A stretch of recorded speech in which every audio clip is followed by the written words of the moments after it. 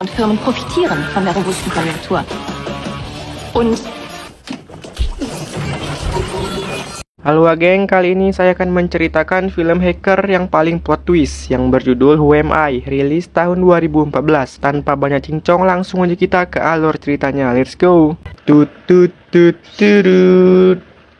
Tut tudut tudut tudut tudut tut tut tudut tudut tudut tudut tudut. Di awal film terlihat pemuda yang bernama Benjamin. Dia sekarang berada di ruangan interogasi di kantor polisi.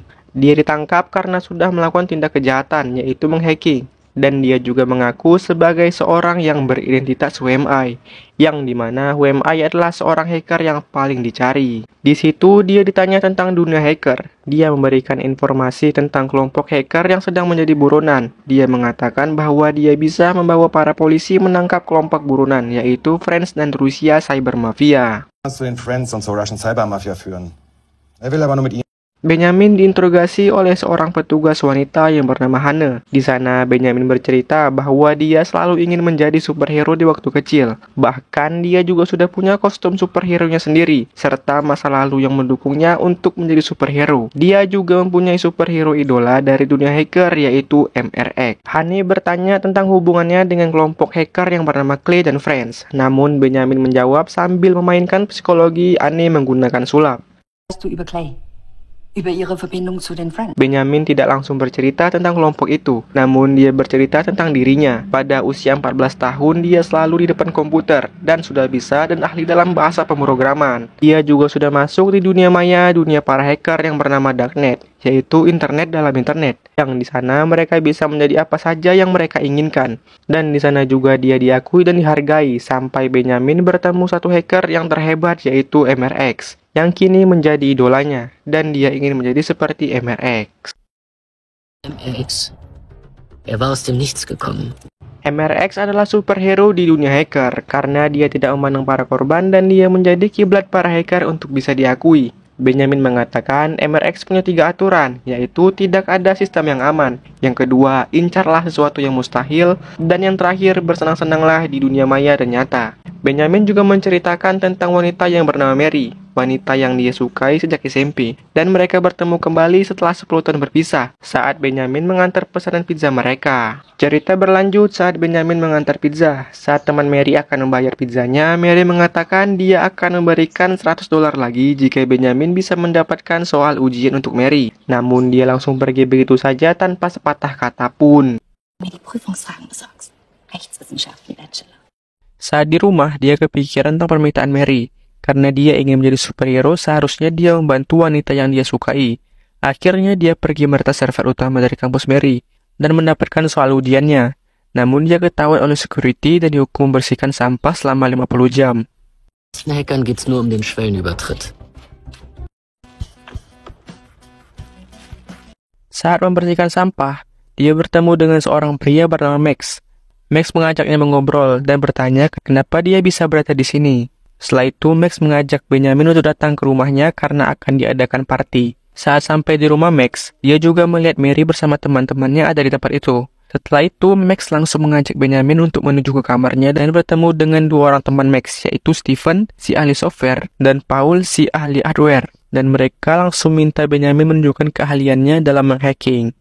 Max hat erzählt, du kannst Maschinensprache lesen. Maschinensprache. Benjamin tanpa segan-segan langsung menunjukkan kemampuannya dengan mematikan lampu di seluruh kompleks. Namun tiba-tiba polisi datang. Ternyata itu bukanlah rumah Max, sehingga mereka pun kabur dari kejaran polisi.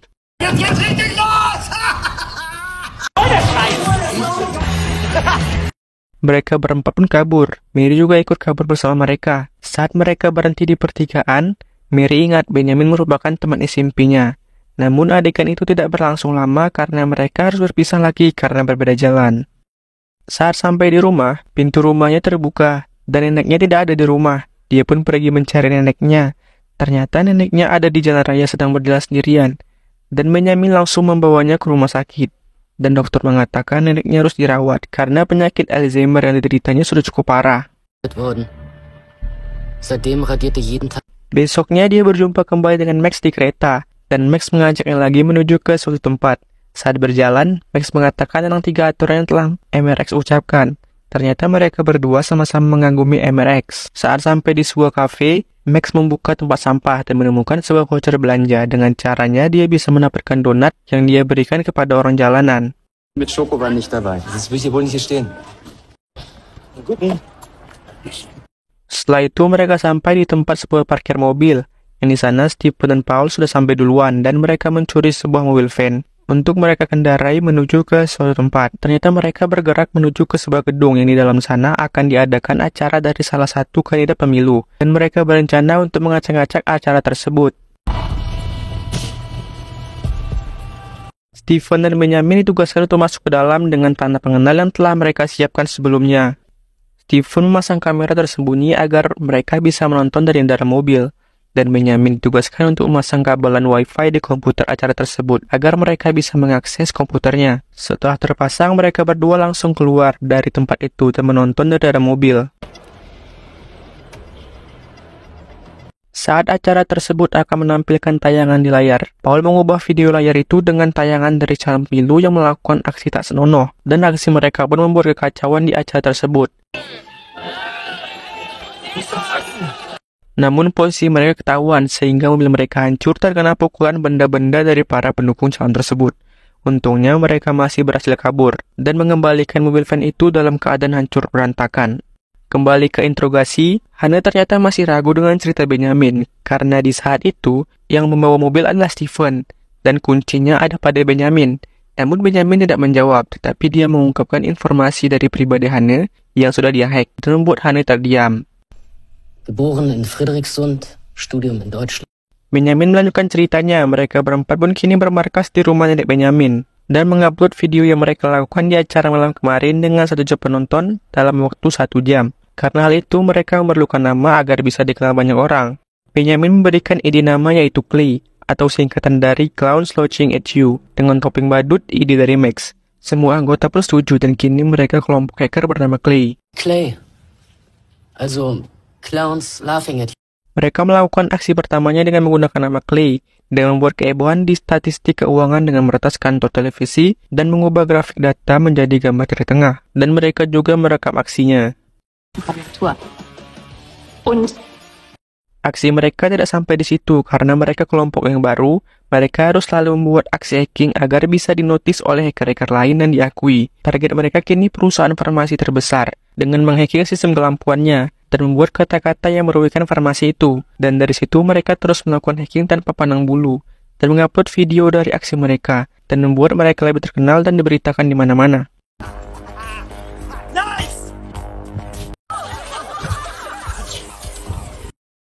Saat telah banyak aksi peretasan yang mereka lakukan, mereka menunggu reaksi dari MRX, idola besarnya Max dan Benjamin. Namun saat mengetahui MRX tidak mengenal Clay, mereka merasa frustasi karena masih terlalu banyak hacker yang lebih besar dan lebih hebat daripada Clay. Para kelompok hacker lain bahkan bisa membobol pertahanan security Bank Sentral Eropa dengan kemampuan mereka dan menjadi buronan satu Eropa karena aksi itu. Nama kelompok itu adalah Friends, sehingga dikerahkan para Interpol untuk mencari informasi dari identitas para hacker itu. Friends merupakan kelompok hacker bagian dari Rusia Cyber Mafia. Mereka juga sudah banyak menyerang target-target internasional. Dan dari kinerja keras Interpol, 3 dari 4 anggota telah diketahui nama samarannya, yaitu Sekdet, Tobot, dan Krypton. Namun 1 orang lagi masih belum diketahui. Tobot und Krypton. Akibat frustasi karena MRX masih belum mengenal mereka, Benjamin dan para anggota Clay lain berkendara dengan mobil Porsche yang mereka menangi dari lomba menggunakan alat yang dibuat oleh Paul. Mereka berkendara menggunakan mobil itu dan mengajak wanita untuk melupakan rasa frustasi mereka. Mereka juga mengadakan pesta di rumah nenek Benjamin dengan para wanita yang mereka ajak. Besoknya mereka mendapatkan pesan dari MRX yang isi pesannya bernada mengejek, yang membuat mereka langsung emosi dan berencana meretas BND atau Badan Intelijen Jerman untuk menunjukkan kehebatan mereka kepada MRX. Mereka pun menjalankan aksi mereka dengan mengirim file yang berisi email menuju kantor BND yang akan dibuka oleh pegawai kantor itu dan memberikan akses komputer kepada mereka. Setelah rencana pertama mereka berhasil, malamnya mereka langsung menjalankan aksi dan langsung datang ke kantor BND dengan seragam dinas mereka. Mereka pun berpisah untuk menjalankan hacker supaya lebih cepat. Benjamin ditugaskan untuk menuju ke ruang server agar bisa mengakses printer. Max di ruangan resepsionis, sedangkan Stephen dan Paul entah kemana. Dalam 2 menit mereka berhasil dan seluruh printer di kantor itu tercetak logo badut mereka.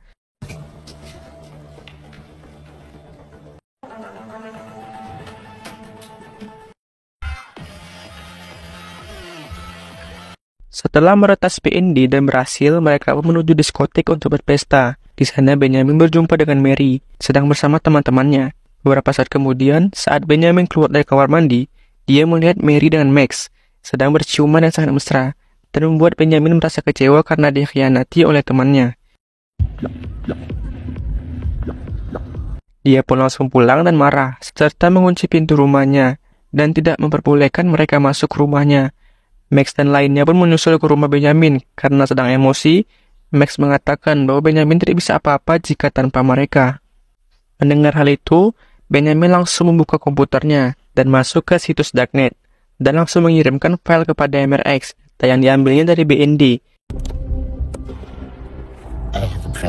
Paginya mereka bertiga bisa masuk ke rumah Benjamin, dan Benjamin sama Max langsung berkelahi akibat ciuman itu. Namun saat Benjamin dan Max sedang berkelahi, Paul melihat berita yang berisi seorang hacker dari kelompok Friends yaitu Krypton ditemukan tewas, dan juga ditemukan data karyawan rahasia dari BND di samping mayatnya, serta ditemukan barang bukti dari logo Clay, dan Clay lah yang bertanggung jawab atas kasus ini, dan mereka pun menjadi buronan. Ternyata data yang dikirim Benjamin ke MRX adalah data rahasia karyawan dari intelijen Jerman yang dicurinya.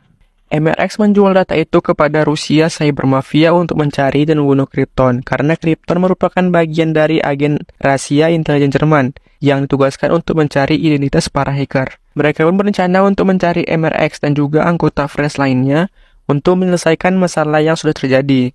Malamnya mereka berencana mancing MRX keluar dengan menggunakan Benjamin sebagai umpan mereka, menggunakan jaringan publik di warnet. Dass wir nur noch öffentliche Netzzugänge nutzten.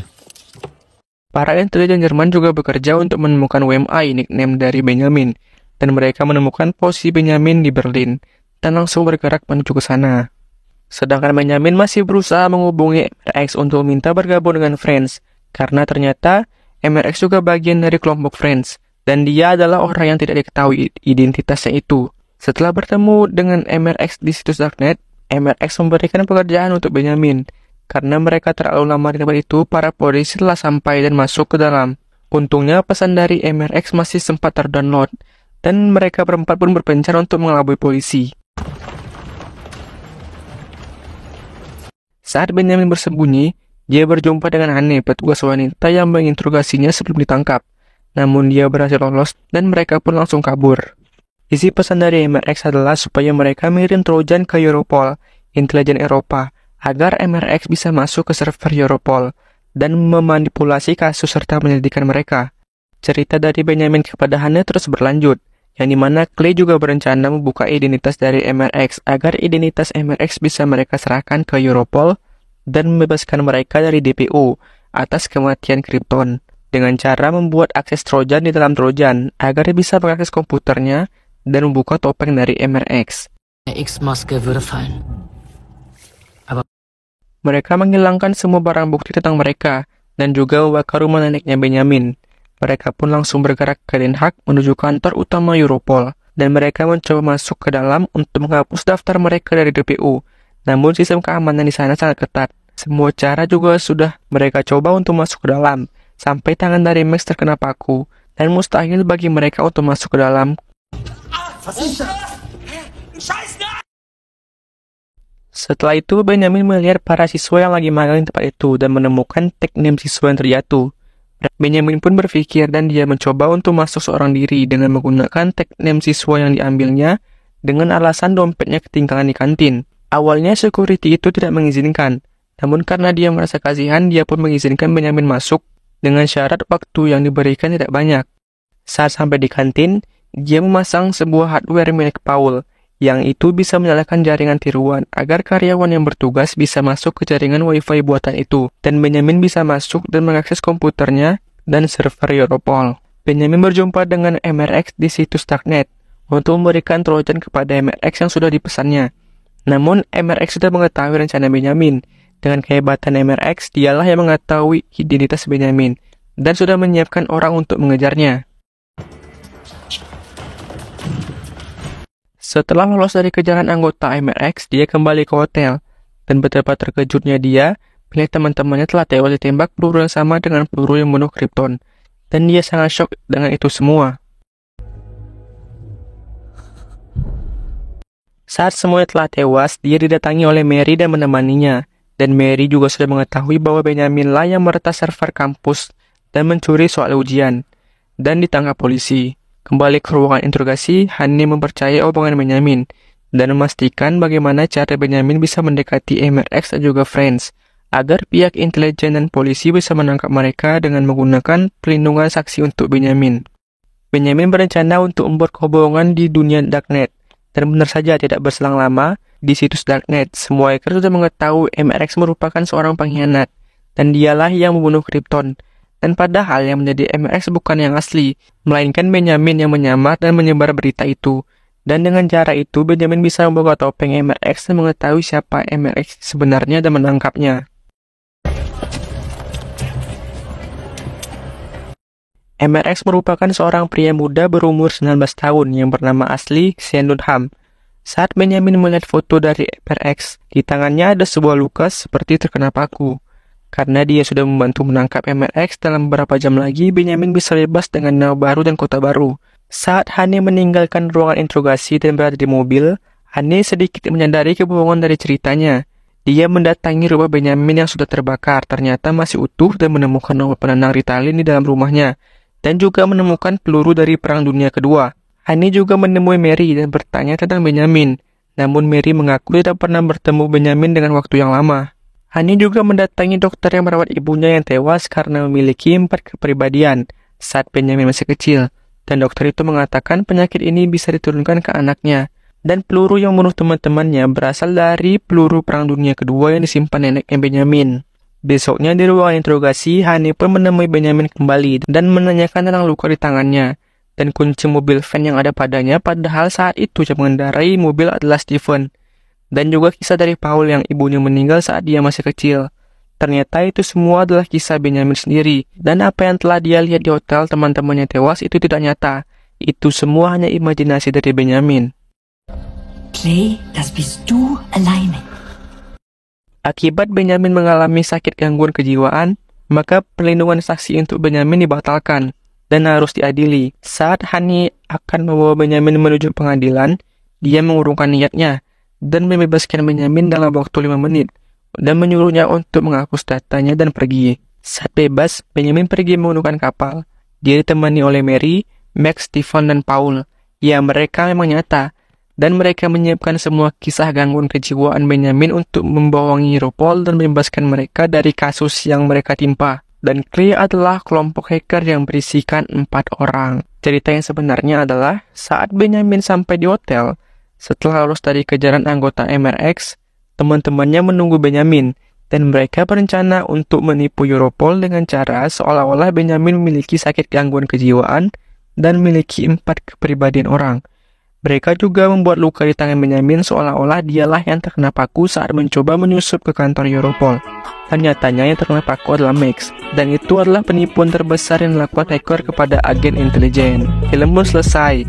Film yang dipenuhi oleh plot twist di setiap adegannya, tontonlah dengan teliti. Terima kasih telah menonton, jangan lupa tekan like dan subscribe. Tekan juga tombol loncengnya, sampai ketemu lagi di video berikutnya. Bye! Thank you.